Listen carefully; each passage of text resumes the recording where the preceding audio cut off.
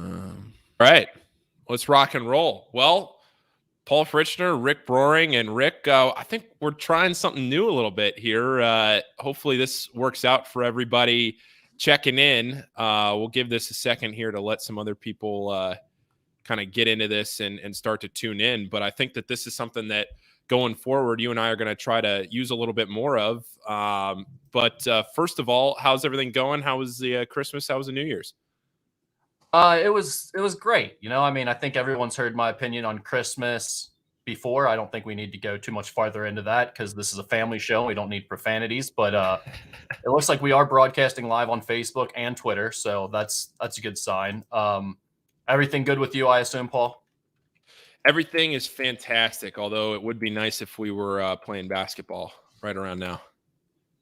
Yeah, that's I thought we were past that at this point coming into the year, and now here we are once again, right back in the same situation it felt like we were in last year, and I'm dealing with it from both sides, right? Like it's a constant just texting back and forth with people on the Xavier side, what's going on with you guys this week, and then same thing on the NKU side. Like, am I going to be traveling out of town for a game this week or not? Are we going to be doing coaches shows or not? So you're just constantly checking in, trying to figure out what's going to actually get done from week to week because of COVID-19 at this point. Yeah, and that's probably a good place to start with this too, is sort of the honestly disaster it's kind of been trying to get this whole ship to sail for Xavier over the last week or so. So basically where Xavier is at right now, Xavier obviously hasn't played since Villanova, and they've been trying hard. It's not to Xavier's discredit for how hard they've been trying to get a game over the last probably week or so. They've had at least 3 teams that we know of: South Carolina State, Iona, North Texas. Those are the 3 we know of. There may be more, but those are at least the 3 we know of. And for various reasons that were all kind of out of Xavier's control, none of them came to fruition. So whereas Xavier thought they were going to be playing tomorrow, it's not going to end up happening. So just like last year, and I tweeted this out last night, where Xavier went 20 days in between games before going to Hinkle after a COVID pause, and you play that game, and then there was another little bit of a break in there. So now it's going to be 17 days between games for Xavier going to Hinkle. Rick, what can you tell us? You wrote a little bit on the message board and everything, but kind of give everybody a breakdown of what we've been going back and forth with Xavier trying to get a game for tomorrow night that's not going to end up happening.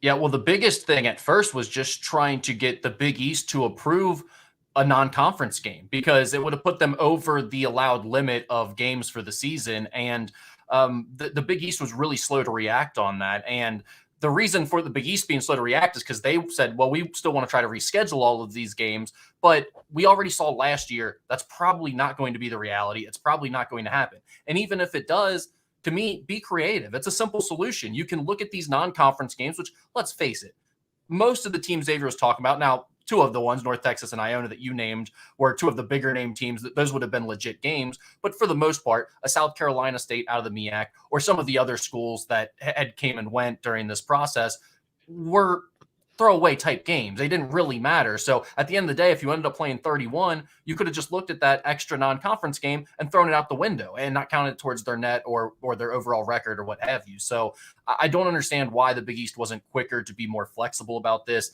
and be more creative. I do know, like, the Rick Pitino thing. Rick Pitino keeps putting out there that he's asking all these schools to play him and they just won't.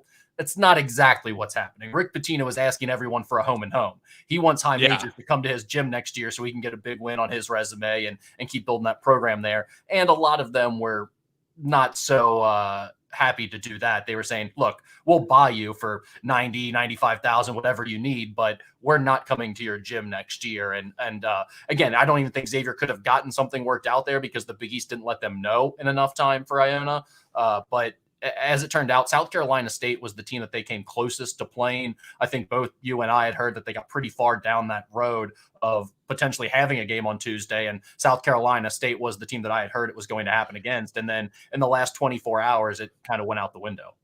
Well, I mean, it was to the point where we were told that it was going to happen. I mean, I had heard from people like, hey, this is going to happen. It wasn't even so much that I hadn't heard that it was going to be South Carolina State till a little bit later on in the process, but it was kind of to the point where this is going to happen on Tuesday. And then it just kind of went dark and nothing happened. And so now there is no game until Butler on Tuesday or on Friday. So yeah, it's a little disappointing the way it's worked out. And you look at some of the other conferences, and somebody mentioned it on the message board earlier. I don't know if it was Bowling Green. There was somebody along the line that had a game canceled, and they said, "Hey, get them down to Cintas on Tuesday." Oh wait, I think it was the MAC shuffled games around, brought their Saturday game up to Wednesday. I don't know if you've talked to anybody. I've tried to kind of pry a little bit, but I haven't really gotten too much as to why the Big East isn't being more proactive in their rescheduling. Okay, that's the same kind of thing I've gotten to. Yeah, I mean, there's really, it really doesn't make sense.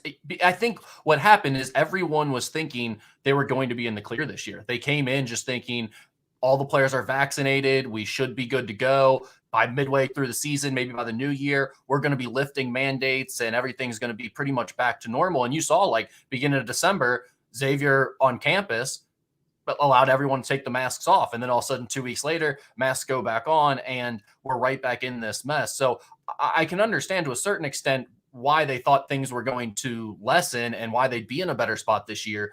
But after what happened last year, you should have had the contingency plans ready to go. And you should have understood that that meant being flexible and allowing these teams to do things that put them in the best position. Now, I will say one thing that's not probably being portrayed in the right light is all these teams are also looking out for their own best interest. So yes, all of these coaches are going to tell you they'll play anyone, anytime, anywhere, and they're trying like heck to reschedule these games.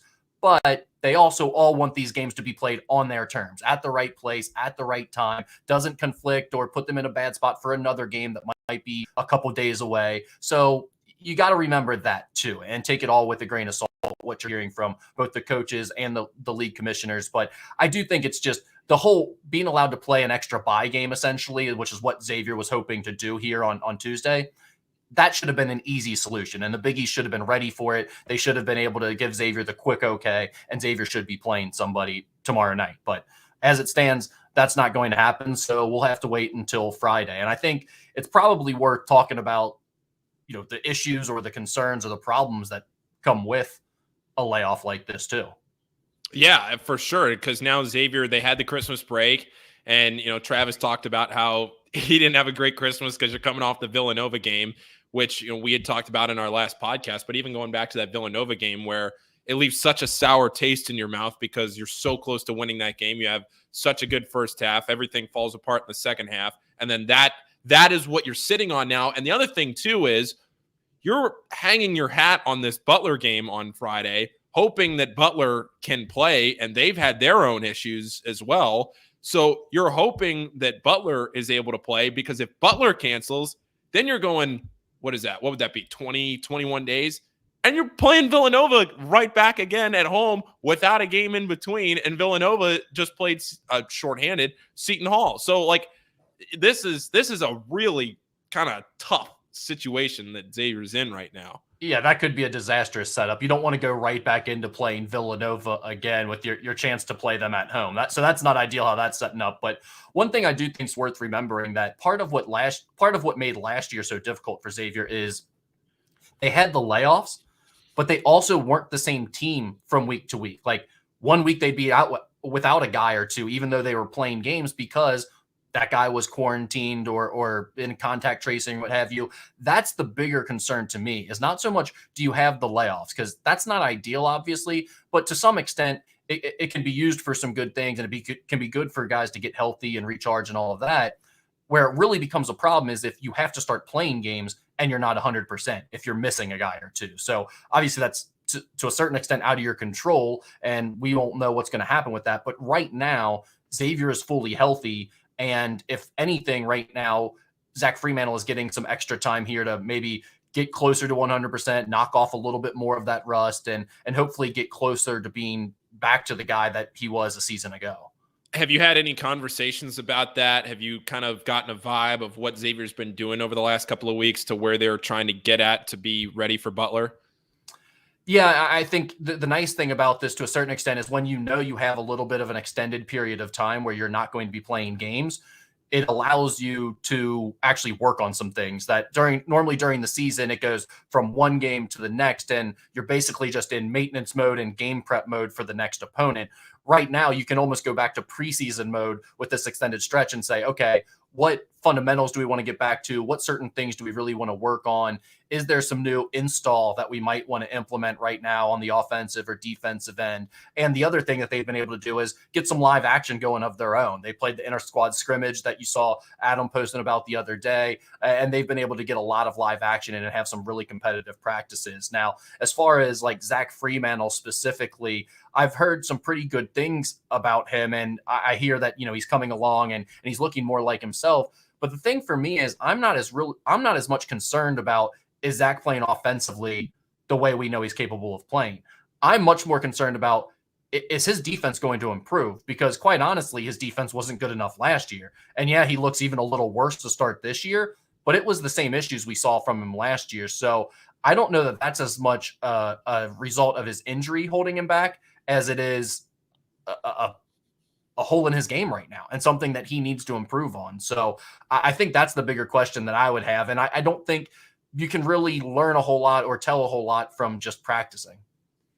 Yeah. And then, like you said, it's tough. So you bring in the officials or whatever you may have, like Adam was talking about, you bring in the officials, you do that kind of a scrimmage, whatever. But, and there is off of that too, something to be said for, we've talked about this before, where you bring somebody like South Carolina State in. It's almost like, are you getting better in practice than you are rolling the ball out there against somebody like South Carolina State, where you're maybe competing 5-on-5 in practice? So what would be your take on that? Well, I think the easy answer is you can do both in this situation, right? Like that South Carolina State game, you're not really worried about losing. So you can go ahead and play your full scrimmage this week and also play the South Carolina State game. And I think there's just something about playing in the arena with fans, with the refs and everything seeming more normal, that's different than competing against your guys in an empty gym in practice. And I think it's just like, in terms of like shooting and all of that stuff, there's just a different impact on the game when you're in a real live atmosphere versus a practice atmosphere. So I do think there's value in playing an opponent like South Carolina State, even though they were outside the top 300 in Ken Pom and really wouldn't have been much competition for Xavier. Yeah, sure. To anybody watching, listening right now, if you want to comment in a question, I know on Facebook I saw Steve Knoll just did it.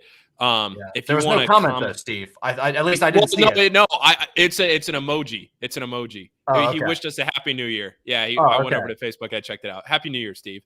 But if anybody is on Facebook, I don't know how to do it on Twitter because I used to know how to do it with Periscope. But if you are on Facebook, you can write in the comment section. There we go. There's a Facebook question for you right there. How often do the players and staff test, and is the standard to still play 7 scholarship players and 1 coach?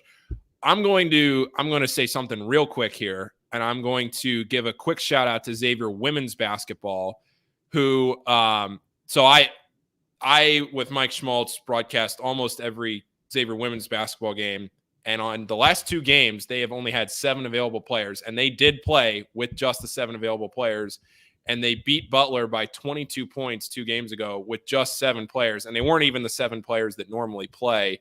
They brought in a couple of bench players. One had a first career double-double. So we have seen it, at least on the women's side, there is precedent to just playing with the 7 players. Now, I think there is, on the men's side, some ambiguity that, like, okay, I'm not saying anything one way or the other. I'm just kind of throwing it out there because this was the most recent game with UConn. Like, Hurley tests positive, and then, you're still working through some injuries. Like, is that some gamesmanship to say you're not going to play? Are they, he comes out later in the week and says that the whole team is sick, like there's a lot going on there. There are a lot of dynamics, and you kind of alluded to it a little bit ago, Rick, there's a lot, I think, now with the forfeit rule having been rescinded, that there's maybe a little bit of gamesmanship at least going on. As far as the first question goes, how often do the staff and players test? At least at Xavier, they're only testing if they're showing symptoms. They're not testing like every day like they were last season, or whatever, every other day, whatever it was last season. They're only testing now, unless it's changed in the last 5 or 6 days, they're only testing if they're showing symptoms. Yeah, and from what everyone that I've talked to around other schools, that seems to be what everyone's doing, is they're not required to test regularly, because pretty much on most campuses, you're required to be vaccinated. So everyone is vaccinated. They're not required to test. But what happens is it's basically left up to the trainer, from what I understand, at least some of the schools that I've talked to. And that's going to create a lot of pressure on a trainer, and also some ambiguity there between how often what do certain schools define as symptoms, right? Oh no, Yeah. he has the cold, versus we got to start testing these guys, and then contact tracing, testing some other guys, what have you. So I think you're going to have different schools handling that a little bit differently. And then in terms of the second question, yeah, you're absolutely right. Once they eliminated the forfeit rule, which I think most people felt like was the right move, you left yourself open to exactly what UConn did, which is say, hey, we got a couple guys injured, and our head coach is one of the people who tested positive. We can't play. And then they're saying, well, actually, we didn't have 7 players, but we don't exactly know how they arrived at that decision, and whether it was, well, there were certain guys that might have been in contact tracing, but we didn't test them, or they didn't actually test positive. And you've got Hurley making some weird comments to the media saying that the NCAA wanted a lot of information, and we tried to prove to the best of our ability that we didn't have 7 guys available. Here's the thing. At the end of the day, you can't win this situation if you're the NCAA or if you're an individual conference. If you're forcing kids to play under these circumstances when the school is saying, hey, we don't have enough healthy guys, you're going to look like the bad guy, and no one's going to be on your side. So It is what it is, but that is what's going to happen, is people are going to do what UConn did and game the system and try to make sure they're at 100% when they play the best teams in their conference. So appreciate the question, Steve. We got another question from Steve to another. There we go. Do we think Fremantle needs to bulk up, or is an effort issue on defense? Rick, you can go first on this one. I think it could be a little bit of both, but much more the latter, in my opinion. Like, there's been plenty of guys who are 6'9", 220 pounds, which is about what Fremantle is, I believe, that are better defenders than him, and have about the same amount of athleticism. So I thought they were going to make it a focus to bulk him up this offseason. I don't know how much that happened. I think he looked like he was in better shape when he came into the preseason, but I don't know that he looked particularly stronger or heavier. But at this point, really, to me, it's more of an effort thing, but also maybe just focusing on the right things with Zach. It seems like he loses focus on the defensive end a lot and just doesn't offer a lot of resistance. So yeah, mostly I would say it's an effort thing. And I think that's something that during this layoff, they probably spent a lot of time working on, trying to make sure ball screen coverages and what lineups work best defensively when they're changing out personnel in the front court, because that's one of the biggest solutions that the staff has to find as the season goes on. They have some talented front court players this year. Nunchi's given them a big lift, but who are they best playing? What combination are they best with? Is it the smaller lineup with Colby Jones at the 4 and either Zach or Jack at the 5? Is it the bigger lineup with both Zach and Jack in at the same time? Or is it your more normal lineup where Jerome Hunter's at the 4 and you're playing Zach or Jack at the 5? And I just don't know what the right answer is at this point. Well, and especially being your third year in the program too, like how much of it would be, you don't want to say that a lot of it is still like learning the system or anything like that, because being 3 years into the program now, you'd like to think that an upperclassman like that would know the system and appreciate what you have to do. So effort almost makes it seem like he's not giving a lot of effort defensively, although sometimes it does kind of look like like you said on the message board, like kind of like a turnstile defense. But at some point it becomes a situation where he's either just not physically able to get in front of somebody or to defend. And I don't think that's the issue. So then at what point does it just become, hey, you're going to have to do this differently, or we're going to fix this in the system so that you don't get exposed this way? Yeah, and I don't think he's ever going to be a good defender or a really good defender, but he has to be better than he is right now. And that certainly is an effort thing. You can get better than he is right now. And he's about as bad as it gets for a guy who should be playing starter-like minutes. There's plenty worse defenders out there other than Zach Fremantle, but they aren't guys that you rely upon, guys that are talented enough to be playing starter minutes, guys that have his ratio of size and athleticism. So it is one area where he definitely has to work on his game. And I think why it's looked so much worse as we've gone on in his career is because other teams have figured out that it's really a weak link that they can pick on. And so you just saw Villanova late in that game really went after him time after time. And it gets to the point where you almost can't play him in important situations. And that's obviously not going to be a net win for Xavier overall if they end up having to bench one of their most talented players because they can't get a stop with him on the floor. So.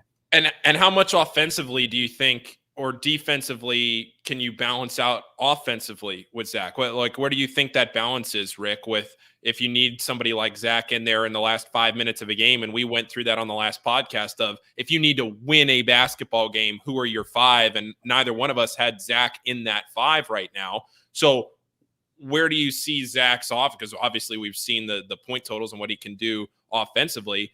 But at what point does the defense and the lack of his defense right now kind of outweigh that offensive possibility?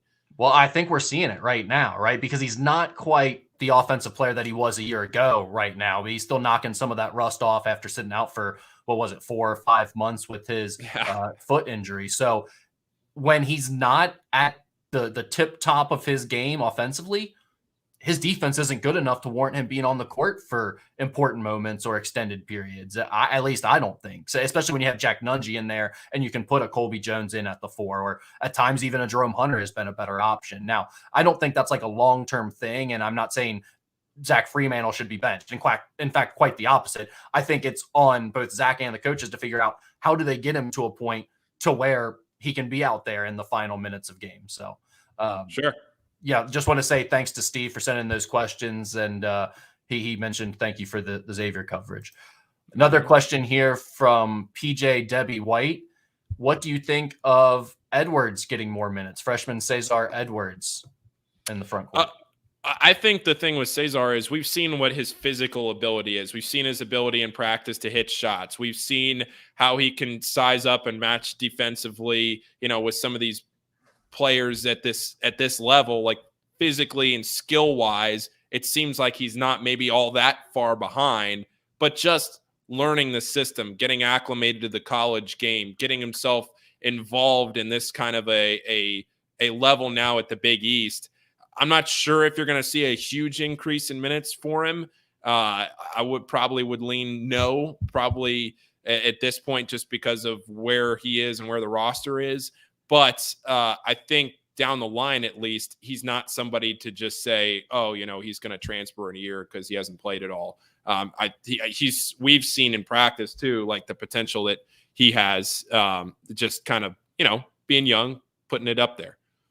Yeah, I was really high on Cesar coming into this year as a recruit, but I also realized, looking at the front court situation in front of him, especially with the addition of Jack Nungy and Jerome Hunter, that there weren't going to be a lot of minutes available for any freshman bigs out of the gate unless they were just essentially 5-star type talents, which you don't typically land at Xavier. So I think Cesar is a big part of their plans going forward. I think he's developing at a pretty good rate, is what you would deem typical for a freshman. And I think he's got a lot of talent.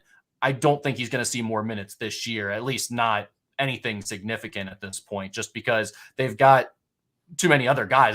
That's the thing right now. They need to figure out how to play the guys that are already out there and get the most out of them. I don't think they need to add more players into that front court mix. I think if anything, you may see less of the bigs playing and more of the small lineup. Because if you go to some of like the lineup efficiency rankings and metrics, their best lineups are typically with Jerome Hunter or Colby Jones playing the 4. So yeah, I don't think there's going to be more minutes available for another center.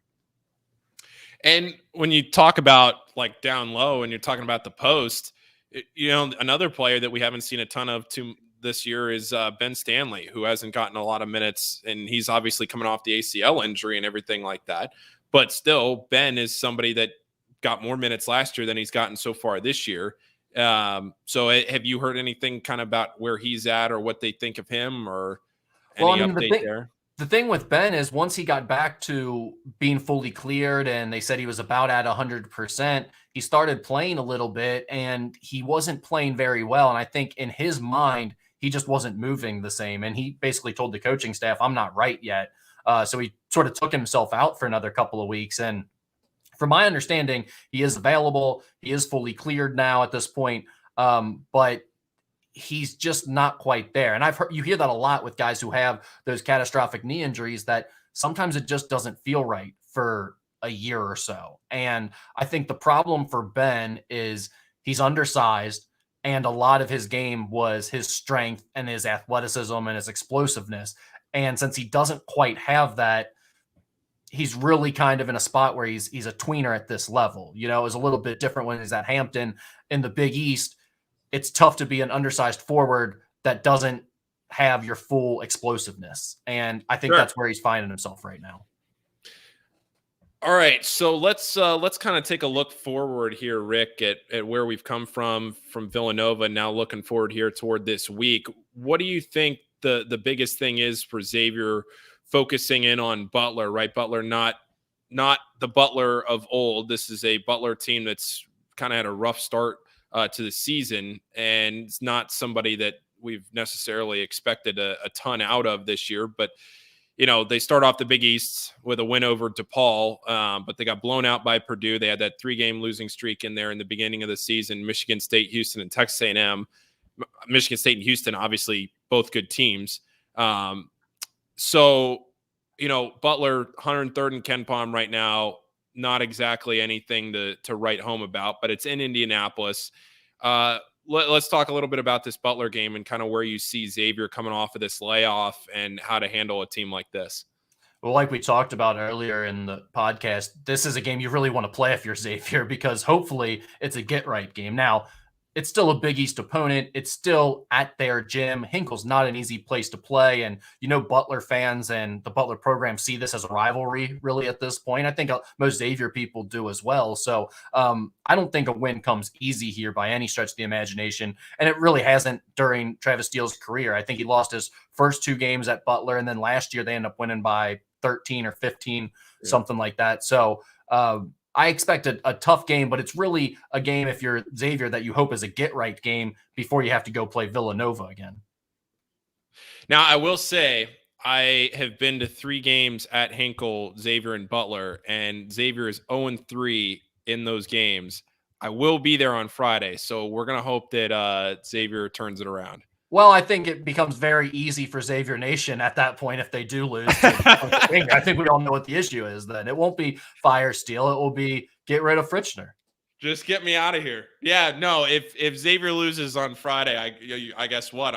I'm probably excommunicated, right? You're not hearing me on Monday. I'm out of here. Nobody wants to hear me on Monday if Xavier loses on Friday. Yeah, I'll be getting my 4th podcast co-host in the last 6 months or whatever it is. So I'd rather you not pick up your 4th loss in a row. But I mean, like, the Butler team did win at Oklahoma. You know, I mean, it's not like, you know, they're not like terrible by any stretch of the imagination. And again, it's at their gym. So for Xavier, I just think the biggest thing is you've got to make a few shots. We've seen those instances where they go cold from the outside, and you always worry about that on the road. So if they make a few shots, they should be okay. And then the thing that you really want to see them get better at is just getting attacked in those ball screen situations. We had thought earlier in the season, when they stopped hard hedging everything and they used the bigs and drop coverages and did more switching, that they had really found something that helped them, and they had turned a corner in terms of their ball screen coverages. Villanova exploited it again in the end of that game, and that's really how they ended up winning the game in a lot of ways. So I still think that the drop coverages has made them a lot better than when they were hard hedging everything.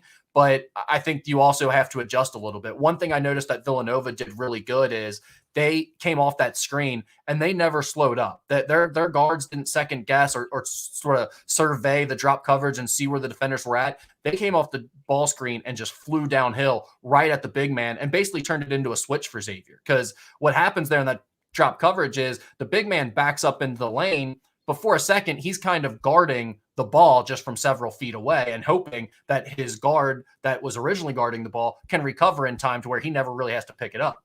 Well, Villanova wasn't giving them that chance to recover. They were coming off a good screen and coming right downhill at Fremantle and Nunge and saying, no, you're going to have to guard me as I try to get to the rim. And ideally, especially in Nunge's case, that length makes it tough for them to score around the rim. But Villanova's guards weren't having trouble with that. And I think part of the reason for that was Nungy and Fremantle were getting caught off guard. They were thinking, oh, I just have to drop into the paint and stay here for a second and my guard's going to get back.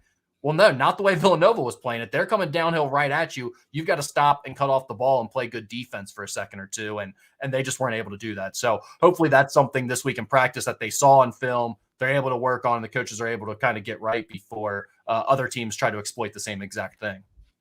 Yeah, and Bryce Enzi and Bo Hodges have both been hurt this year, kind of dealing with stuff. The whole Butler team really has been dealing with a lot of injuries and just different things with really a war of attrition. So I'll be interested tomorrow night. I think it's tomorrow night. Let me check here. Yeah, tomorrow night, Tuesday, Butler will be home against Seton Hall. So I think that'll be a good test because Butler, they played against DePaul, and now they're going to have to come back and play Seton Hall at home. And I don't know. I haven't seen if Obiagu is going to be playing for Seton Hall. I know they were missing a couple of guys against Villanova.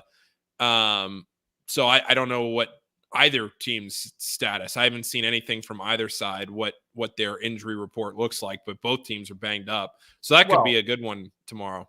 Yeah, and I mean, it doesn't even really matter what the injury status says for these teams. Like, we showed up to call the NKU versus Milwaukee game the other night, and 3 starters aren't playing on it, like, for between the 2 teams. So it's like everything that you were preparing and you got your lineup cards and everything, it just goes right out the window an hour before tip-off when you arrive at the arena. So that's just what we're dealing with. You don't, and all these coaches always talk about, oh, we worry more about ourselves than the opponent. You know, it's not about what they're going to do. It's about what we do and us playing to the best of our ability. That's never been more true. I always thought that was kind of a dumb cliche. This year, they're right. Like, you just really need to focus on yourself and make sure you know what you want to work on and you know what you want to accomplish, because that lineup that you're playing across from you on any given night could be totally different than what you expected coming into the game.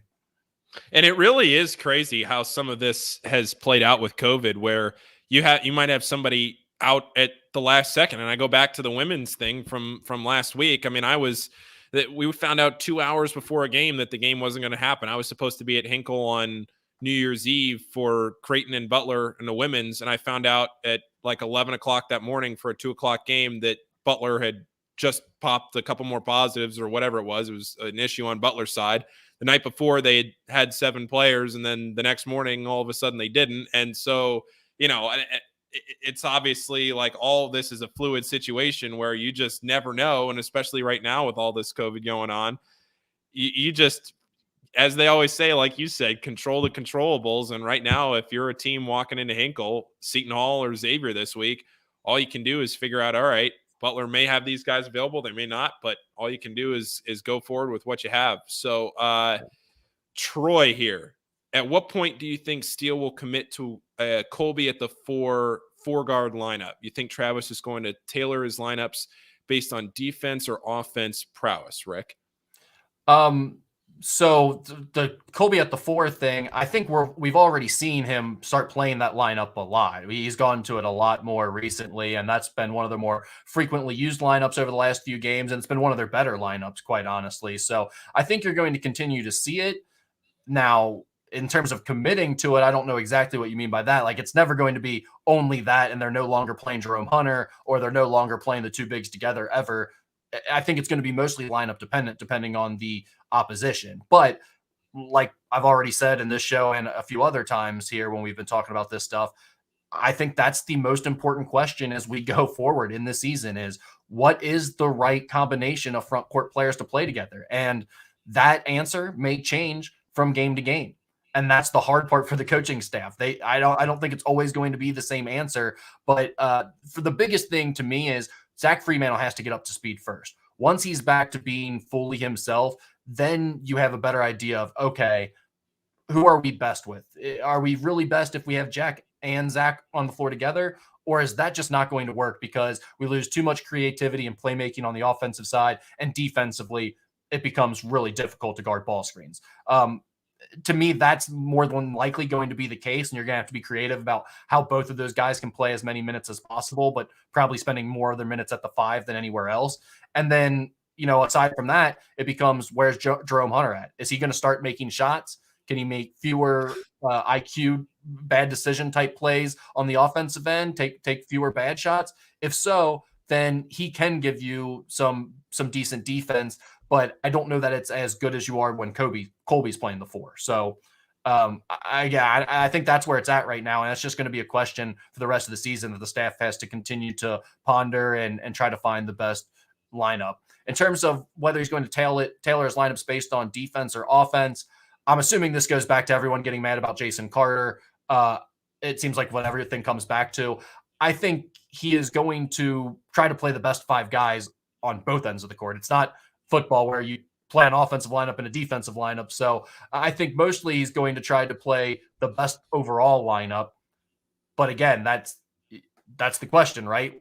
Are you best? How much can you give up defensively to have the best offense on the floor, and vice versa? Like, if you need to get better defensively, how much does that kill your offensive flow? Can you still make enough shots? That's just a constant question they're going to have to be asking themselves. And the good news is this year, they have more options than they have the last few years. So Jack Nungy has really helped make those two things more one and the same, I think, because he has allowed them to have a big man that can play through on offense while also raising the level of their defense. Sure. Yeah. All right. So how long is it gonna take for DeJuan to get the majority of the point guard minutes and to put Scruggs literally anywhere else?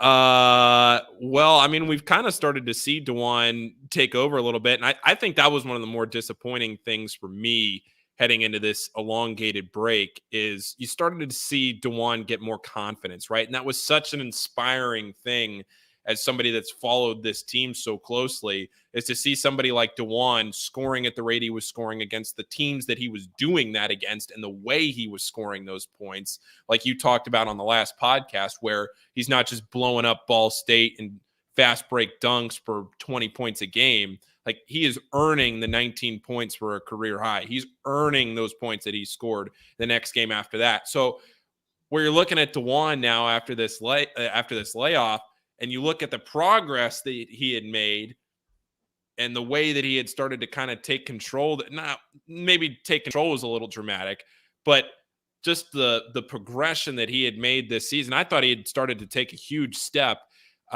So that was a little disappointing for me, looking at this layoff, to say, okay, now where's he going to be in 17 days? It's not like we're talking about a month. It's, 2.5 weeks here, but still, you're hoping that kind of confidence and everything carries over here 2.5 weeks later. As far as Scruggs goes, Rick, I'll let you handle that half of it. Well, I think you're exactly right. You bring up a good point about DeJuan. That's maybe one of the biggest hits that this break brings, is he was coming into his own and really playing well there. You hope this doesn't kill some of the momentum that he had built going forward. In terms of their lineups, I would agree that getting DeJuan on the court more and more with the way he is playing is going to be something that they just have to do. Like, it's not going to be optional. And that's not, people want to make this a thing against Scruggs. That's really not what we're talking about here. It's DeJuan is playing really well. You got to get him on the floor more. Now, Tess Scruggs had some weird turnovers recently. Yes. And we talked about Zach Fremantle maybe knocking off some rust, and it'll be good for him to kind of regroup and have a few weeks off here and really practice again. I'd say the same about Paul Scruggs. He had been in a little bit of a rut, had a few games where he wasn't at his best. I think this is probably a good refresher for him, a little time off, and hopefully he comes back 100%. One thing I would maybe caution the Xavier fan base a little about, let's be careful how we're talking about Paul Scruggs. Like, it's a guy that's done a lot for your program, a guy that's really sacrificed a lot, a guy who decided to come back when he really didn't have to and most people wouldn't, a guy who's been pretty damn good. He's still pretty damn good. He's playing pretty well. I know at times he's had some frustrating moments, and there's been some turnovers recently that certainly he'd like to have back. But let's think about how we're talking about a guy that's everything you really want your college athletes to be about. And he has a special relationship with the fans, and you see, all the stuff in the time he makes for kids in the Xavier community and stuff like that. I'd be easy on how I talk about Paul Scruggs personally. And along those lines, if anybody's interested, there was he posted his NIL deal that he posted a link to his shirts, or he had I think a new T-shirt line or something. Was it through Cincy Shirts? Yeah, I think you posted the link. Deal. Yeah. Yeah. Nate Johnson has a separate one that someone designed, but Paul Scruggs has a Cincy shirt steal. So yeah, I would highly encourage. I think it's awesome that any of these players are able to earn some money and sharing a little bit of this profit. So I would highly encourage anyone to go ahead and hook those kids up with the purchase or two of their merchandise. Johnny points out, to clarify, Scruggs can play 1 through 5, but Dwan is better at point guard. So that's my point. Yeah, we got it.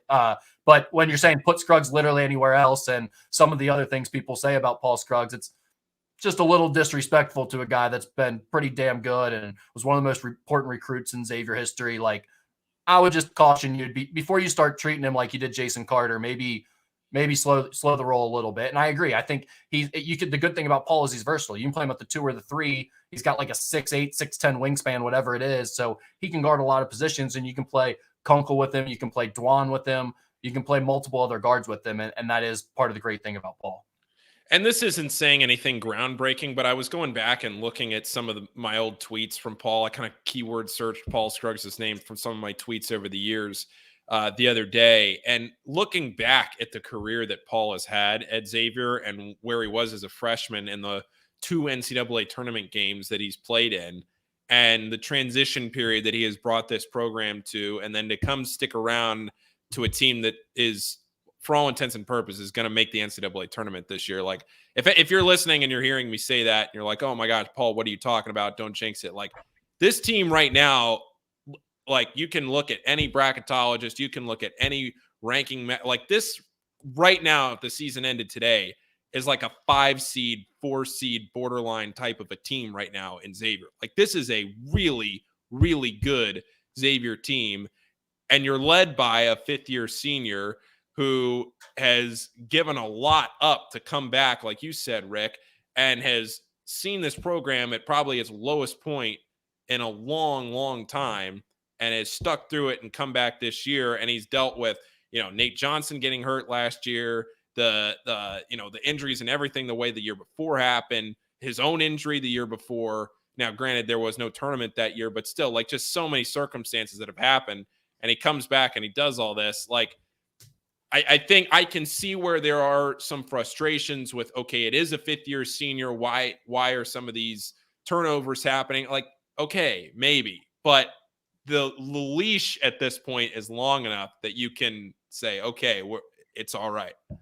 Yeah, and again, to Johnny's point, I get it. Like, yeah, Dwan needs to be in the lineup more. I think everyone realizes that, and no one realizes that more than Travis Steele. Like, he's been saying since the beginning of the season, he feels like Dwan is every bit the starter that some of the other guys are. Now, I would argue that Dwan actually got off to a little bit of a slow start this year and didn't really force their hand as much as I thought he was going to. But now that he has started to play really well, there's no doubt. I mean, he's a top 50 recruit. He's a top 50 recruit for a reason. He's really talented. Now that he has it rolling, you're going to get him on the court as much as you possibly can. So, yeah, I think that'll work itself out. That, to me, isn't nearly as much of a concern going forward. Like, their guards are pretty good, and if your biggest problem is Paul Scruggs is playing the point guard, you don't really have much of a problem. You know what I mean? Like, you're at a pretty good spot. Dwan Odom will play plenty of minutes. They'll figure it all out. Bob Meyer wants to know, does Kiki's injury make him eligible to be redshirted? I would assume so. I mean, I don't think he played in the minimum of games, right? That's to my understanding, but I'm not. I'll be honest, Bob. Like, no one is talking about this at Xavier right now. Like, no offense to anyone, but it's just not something that's on the radar. So Kiki has obviously fallen well down the depth chart there, and I don't think they were really counting on him for many minutes. And so, maybe he'll decide to redshirt if he wants to keep his career going as long as possible. But that'll be something that's sort of decided after the season. Yeah. Before I'm not going to forget, and we don't need to get down the entire rabbit hole, but just because I was reading the thread before we came on here, the whole socks and chairs thing, the only question I had with all of that was, is it a pair of socks or is it each individual sock? I took it as each individual sock. Okay, so there's not more pairs of socks in the world than chairs. There's each individual sock in the world. Yeah, that's what I took it as. But either way, like, I still think there's some gray area here when everyone's counting like stools and arena seats and everything like that as chairs, like I'm okay with it, but every bleacher seat, every airplane seat is now a chair, I guess. So that's fine. I still think it sucks, but I'm also finding out through talking about this that I might be in the 1% of sock owners in the world. Like I have at least 80 plus pairs of socks, I'd say, like a ton of them. And so, like I see other people saying like 10, 15, 20 pairs. It's like I didn't realize I was How do you get not by? Yeah, how do you get by on that few socks? I don't know. It's a weird deal. As this has taught me a lot about the behavior patterns of others, to be quite honest. Who has 15 pairs of socks? That's what I've seen, like people saying 15, 20 pairs on like the replies and stuff. So I think like Skinny was 15. even saying he had like 20 pairs of this and 20 pairs of that or something. I don't know. I got like 15 pairs of athletic socks that I'll roll through. And then you got like the fun ones, like the Christmas ones, and then you break out some in the summer. Yeah, see, I don't even really count like the dress socks. I've just got like 80 pairs of athletic socks, maybe more, maybe 100. Oh, wow. But also, my thing is like before I go out of town, usually I just buy a new bag of socks instead of doing laundry. So that's fair. Yeah. Might be a problem on my part. Yeah. If you can't tell, we've kind of ran out of things to talk about. So if you have questions you want to submit, now would be the time to get them in before we wrap this thing up here. We've been going for like 45 minutes. I feel like that's pretty good. But if you have any comments, I haven't seen anyone check in via Twitter, so I hope we're not just missing Twitter comments that aren't working or something. I don't think so. The problem is with Twitter that they maybe they do laundry more frequently. Yeah, Joe, I agree. That's what I'm finding out. Like I admit that that's probably a me issue in terms of buying the socks before I leave town for trips, but I still feel like I got a lot of socks. Not bragging, I just do. I'm surprised people live off of like 10 or 15 pairs of socks. That's just not enough. No, what are you doing? Plus, like, don't you just wear through them? Like, are you all have like nice wool socks that never wear out? If I wear the same pair every week, I just feel like they'd be holes in them or something. Shoot, I was gonna say something like the Twitter thing. Yeah, I don't think, because Twitter got rid of Periscope, they ended their like partnership with Periscope a few months ago. So I don't know what the I don't know how you comment in anymore on Periscope or on Twitter or however anybody's watching on Twitter Live. It may be out on YouTube too, because if you comment on YouTube, but that's a future us thing. That's the next one down the road. I mean, the Facebook comments are working good. We've been able to pop those up. Yeah, this is great as expected. So I don't know if you're trying to comment in on Twitter and it's not working. I do apologize. It does look like we are on YouTube too. So if you go to the Musketeer Report YouTube page, you can get in there and comment there as well. We've got another question. Who wins a one-on-one tournament among Team 100? That's this year's team, right? Okay, hold on a second. I'm gonna say something here. I think there's some ambiguity on what team is Team 100. Yeah, it was last year's team, but then like they just canceled it because of COVID, right? No, well, I wouldn't. Okay, I don't know, but when I was there, when I was still a student there 4 years ago, I spent one day in the office trying to go back and count the teams and do it backwards from the beginning. I think there's, I don't know. I think there's some discrepancies. This is a Mario made thing. This is a Mario made thing. I think there may be some discrepancy on what team is Team 100, but either way, we're going to assume for this question that this year's team is Team 100. And who wins a one-on-one? I'm going to go with Colby. Yeah, other than Kiki Tandy, but he's hurt, so that's probably Colby Jones is the answer right now. I know that's the answer, not the answer everyone wants to hear, but I'd go with Colby, I think, as the winner. Yeah. It'd probably be who's your number two then? Probably a Colby Paul Scruggs finals, I would guess. Okay. You wouldn't toss Jack in there? I just think it's tough for big men in a one-on-one game. Yeah. But he'd have a chance. He's skilled enough. He could make a jumper or two. It's just tiring for bigs. You got to keep driving in on every possession and grinding it out.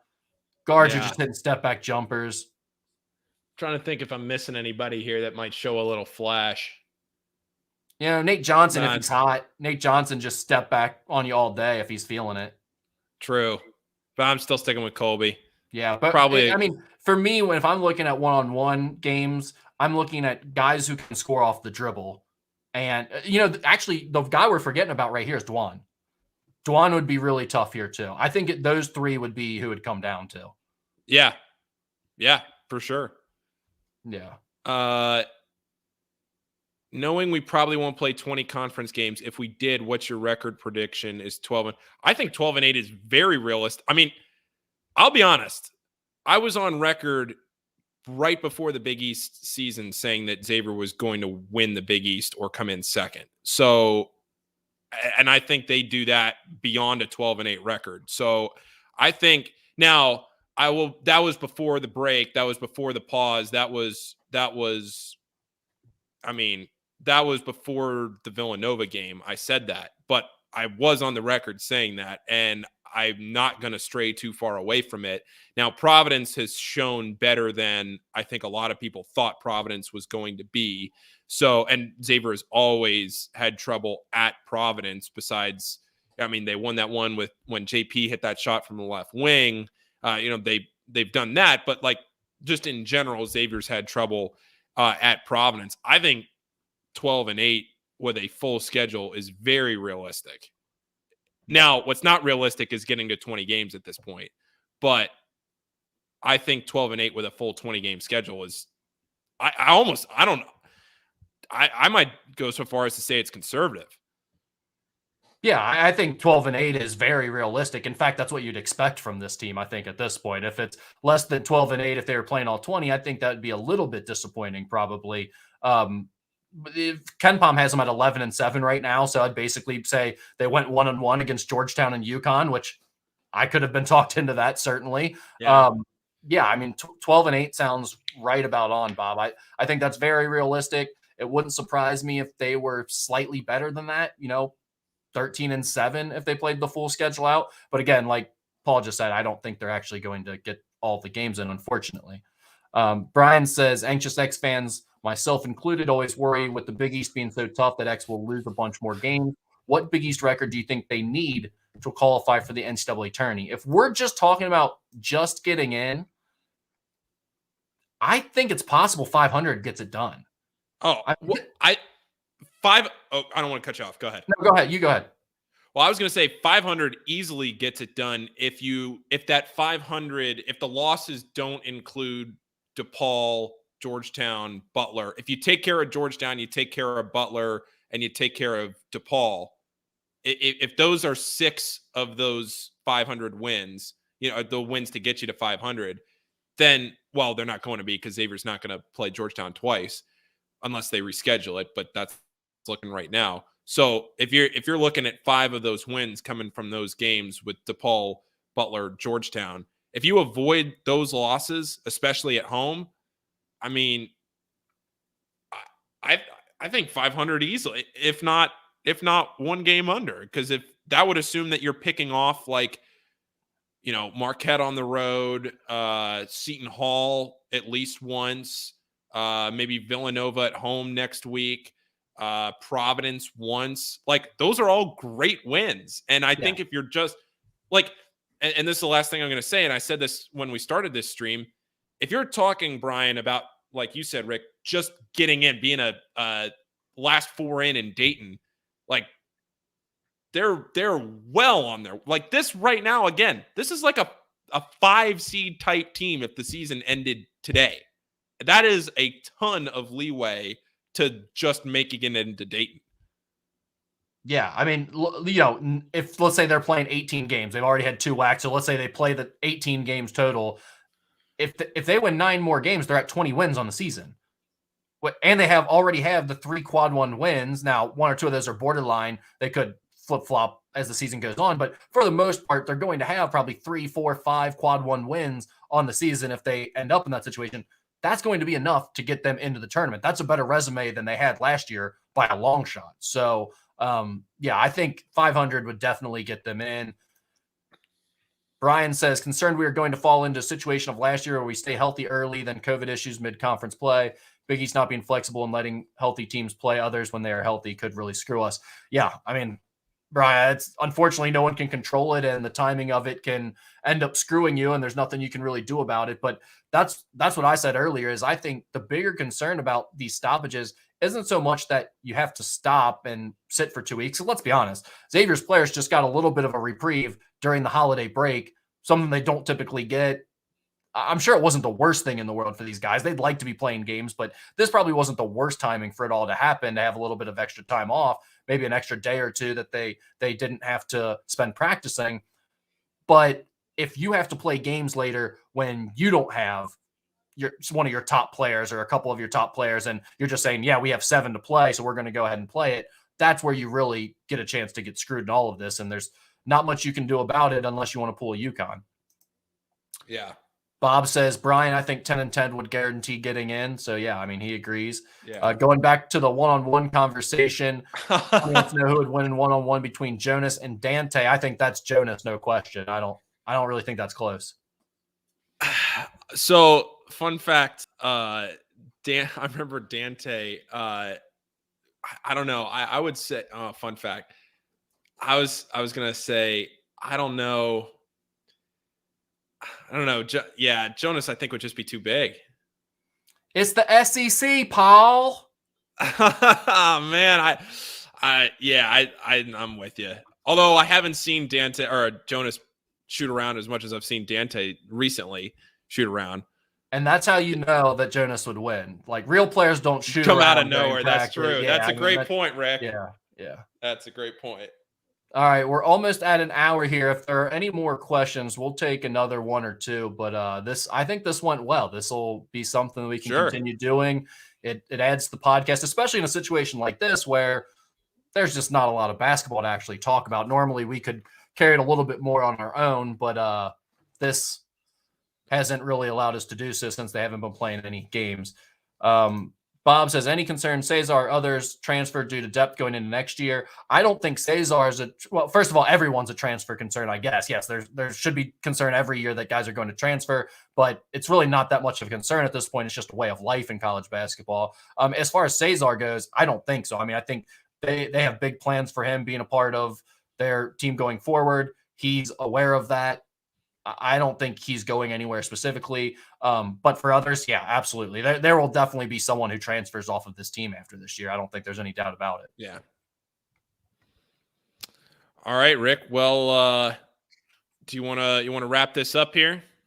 Yeah, I don't see any more questions. So thank you for all of you that did send questions in. I think that went well. I like the little pop-up on the screen there. So hopefully people watching back can know what we're talking about. If you're confused during listening to the audio version of this, when we post it as a podcast, let us know how we can maybe be more helpful throughout and inform you of what's going on the screen, because this is kind of a visual thing with the comments getting popped up there. I think we did a good job of reading them, but maybe there's a better way we can inform you why we're changing topic of conversation so quickly like that.